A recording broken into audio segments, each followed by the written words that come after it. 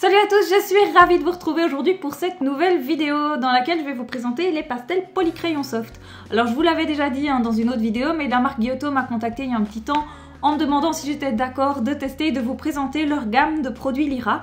Donc j'ai accepté et les pastels font partie des produits que j'ai reçus. Alors ici donc j'ai eu la boîte de 24 pastels, ce qui est le contenant maximum, il n'y en a pas avec plus de pièces.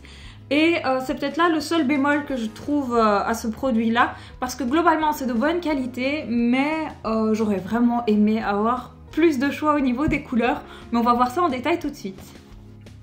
Voilà donc la boîte de pastels en question. Alors au niveau des teintes c'est varié, pour débuter on a vraiment du choix, mais j'aurais aimé par exemple un fuchsia ou un vert foncé qui ne tire pas vers le bleu, ou même un orange plus clair, bref. Voilà, je trouve qu'ils sont assez grands et j'aurais préféré peut-être qu'ils soient plus petits, mais qu'on ait plus de teintes disponibles, puisque là je rappelle que 24 c'est le maximum. Donc en fait je trouve que c'est une très belle boîte pour débuter.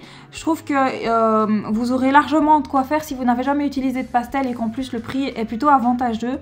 Par contre si vous êtes un peu plus avancé, si vous en avez déjà utilisé, alors peut-être que ça vous paraîtra un peu au niveau du choix des teintes. Alors personnellement, moi les petits pastels ça ne me gêne absolument pas, je préfère ça, je préfère les couper en deux, parce que je trouve qu'en plus ça s'use relativement lentement vu qu'on s'en sert principalement pour faire des fonds dans le coloriage.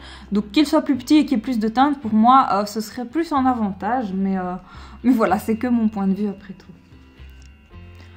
Niveau utilisation, comme je vous le disais, on s'en sert principalement pour faire des fonds. Alors ici c'est un coloriage que je suis en train de faire, c'est du livre d'Agdromar de Anna Carlson et j'ai fait justement le fond au pastel. Alors je suis désolée, vous avez certainement l'ombre de l'appareil photo dessus, mais j'ai pas su faire autrement.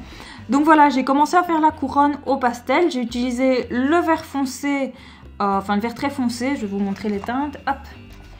J'ai utilisé donc celui-ci, le vert clair, le vert foncé et le vert très foncé pour réaliser la couronne. Et en fait vous allez voir c'est très simple de les utiliser, je les ai simplement appliqués au mouchoir et puis ensuite j'ai gommé les motifs. Alors il faut savoir que normalement quand vous faites votre coloriage avec des crayons gras, vous pouvez faire le fond par après dessus. Ici moi j'ai pas osé parce que c'était la première fois que je faisais un dessin de ce type, donc avec autant de petits détails et de petites cases que j'aurais dû remplir par la suite au pastel, et j'avais vraiment peur de repasser sur tout le motif terminé crayonné avec mes pastels, de peur de tout gâcher. Donc j'ai préféré le faire avant et de gommer comme j'ai pu, mais normalement si vous repassez par au-dessus, si vous débordez un petit peu sur votre motif, c'est pas grave, normalement ça n'accroche pas. Pour ce premier exemple, j'ai pris donc des feuilles de 120 grammes.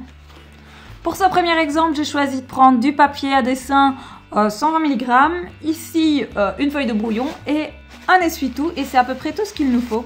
Donc je vais prendre par exemple du violet. Alors moi je l'applique toujours sur ma feuille de brouillon, j'appuie assez fort histoire que ça fasse de la poussière. Et puis je viens prélever la couleur avec mon mouchoir, mon essuie-tout, enfin bref ce que vous avez sous la main. Et ensuite je l'applique par mouvement circulaire sur la feuille.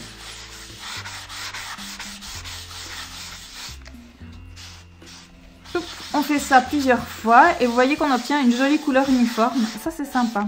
Parce qu'en fait si vous appliquez directement le pastel sur votre feuille et puis que vous frottez, qu'est-ce qui se passe? Eh bien, ça laisse des marques. Donc il vaut mieux appliquer le pastel sur une feuille, prélever la couleur avec votre mouchoir et ensuite l'appliquer sur votre coloriage. Alors ça, c'est la façon la plus simple d'utiliser les pastels. Vous pouvez faire ça donc avec plusieurs couleurs. On peut faire par exemple un dégradé. Je vais vous montrer ça avec du jaune et du vert. Donc je reprends ma feuille. On va appliquer un peu de jaune. Hop. Du vert. Et par exemple, pourquoi pas du bleu. Alors, peu importe la couleur par laquelle vous commencez, moi je vais prendre la plus claire par habitude. Hop, je la prélève avec mon mouchoir, je l'applique sur ma feuille.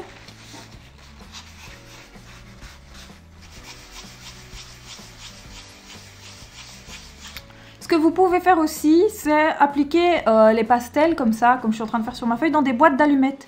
une boîte d'allumettes par couleur et comme ça vous avez chaque fois votre petit casier dans lequel vous pouvez prélever la couleur. Je trouve ça assez pratique, en tout cas plus pratique qu'une feuille, mais je n'avais rien d'autre sous la main. Alors quand c'est pas assez, on en remet un petit peu. Hop.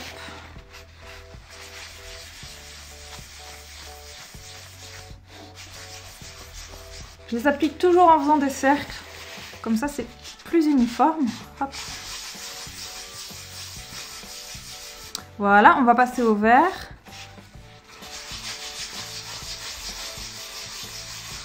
Je déborde bien sûr un petit peu sur le jaune pour que les couleurs se fondent. Et vous voyez que ça se mélange plutôt bien. Alors après, évidemment, j'ai choisi des couleurs qui sont assez proches. On va voir ça avec le bleu après. Mais normalement, ça ne pose vraiment aucun souci. Et ça donne un petit effet pastel, j'allais dire, ça me semble logique. Vraiment très très sympa pour les fonds. Donc vous voyez que c'est un moyen très facile de combler les vides en fait dans vos coloriages. Je vais passer maintenant au bleu. Hop.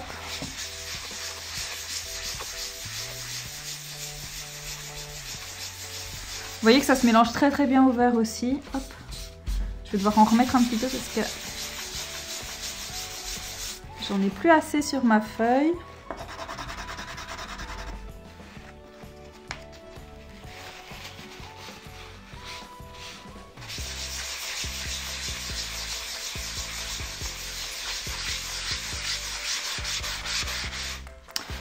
Et voilà, donc vous voyez que faire des dégradés c'est assez simple. Bon, ici je me suis pas bien appliquée, du coup on voit une petite trace plus foncée là.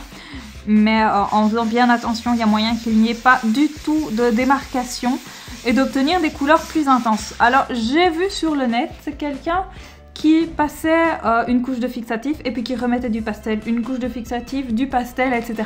Ce qui permettait en fait d'obtenir un résultat très foncé, d'obtenir vraiment quelque chose de très noir, parce que regardez, si je fais la même chose donc avec un pastel noir, vous allez voir que ça reste transparent, je vais dire. Je vais vous montrer, donc je vais prélever la couleur, je vais le faire là sur le coin. Vous voyez, le noir n'est pas très foncé, c'est un noir léger. D'ailleurs, si je peux vous donner un conseil, évitez peut-être de faire des fonds complètement noirs comme ça à l'arrière de vos coloriages. Je trouve qu'en général, ça a plus tendance à donner un petit effet sale qu'autre chose. Donc vous pouvez utiliser le noir, mais il faut vraiment bien le gérer ou le mixer avec autre chose. Mais tel quel, je trouve que c'est pas ce qui rend le mieux. Autant faire un noir foncé opaque, mais voilà. Mais donc pour donner un petit effet, je sais pas moi, amusant à vos coloriages avec des fonds rose, bleu, jaune, etc. C'est très sympa. C'est notamment le genre de fond qu'on retrouve beaucoup dans les colorieurs et colorieuses qui mettent en couleur Forêt enchantée, Jardin secret, etc. Ils utilisent énormément les pastels et c'est vraiment des livres dans lesquels ça s'utilise très bien. Les modèles sont vraiment splendides pour utiliser les pastels. Alors, on va voir maintenant une autre façon un peu plus fun de les utiliser. C'est parti. Pour commencer, il vous faut des formes découpées dans du papier. Alors moi, j'ai fait des petites vagues, des petits triangles, un cœur et des ronds. Et alors c'est très simple, donc vous prenez la forme que vous venez de faire, je vais mettre la feuille dans l'autre sens, ce sera plus simple. Hop. On vient directement appliquer le pastel sur les extrémités.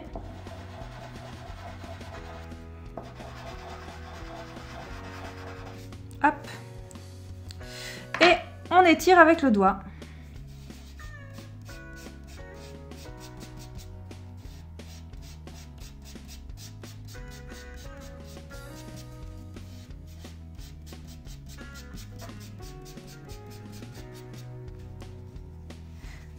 Hop. On décale un petit peu. Enfin, ici, j'ai un peu mal géré la taille de mon truc, mais soit. Vous pouvez en remettre un peu si s'il n'y en a plus assez sur la feuille. Et on étire. Hop. Hop. Et voilà, donc ça vous permet par exemple de faire un fond avec des vagues, ce qui est assez sympa. Hop. Alors on va prendre un autre motif, donc ça marche avec tous les motifs.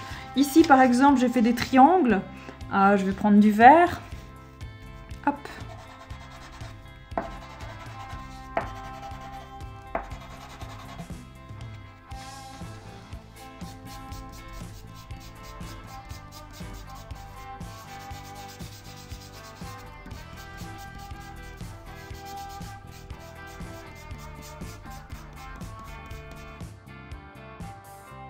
Voilà, j'espère que la vidéo vous a plu. Alors j'ai oublié de préciser que ces pastels sont bien sûr aquarellables comme tous les pastels tendres en général, mais on aura l'occasion d'en reparler dans une autre vidéo. Alors en attendant la suite, n'hésitez pas à vous abonner ou à me laisser des commentaires, ça me fait toujours plaisir, vous le savez bien, et vous aurez toujours une réponse. À très vite!